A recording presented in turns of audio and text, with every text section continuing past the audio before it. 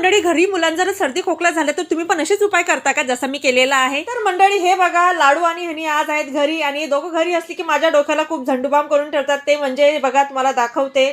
तर लाडूने बघा सोफ्यावरच्या उशा सगळ्या काढून घेतल्या, घर बनवलेलं आहे, टिपा बाजूला केलेला आहे आणि सोफ्यावरती पूर्ण पसारा आवरलेला आहे. हनीला पसारा सांगितला होता आवरायचा बेडवरचा. हनी बघा इथे काय करत आहे, कानाला हेडफोन मॅडम चांगला गेम खेळत आहेत. आता लाडूला झालेला आहे खोकला सर्दी, तर काहीतरी करायला हवं ना. मग किचनमध्ये गेली आहे, घेतला आल्याचा तुकडा आणि घेतली आहे खिसणी आणि छान त्याला बारीक किसला आल्याला एका कंटेने एक छोट्या वाटीमध्ये त्याचा रस काढला, तो रस केला एका चम्मचमध्ये शिफ्ट. हे बघा, आणि माझ्या घरातलं मध कधी मी सरू देत नाही, कारण मधाचं कुठे ना कुठे काम पडतंच.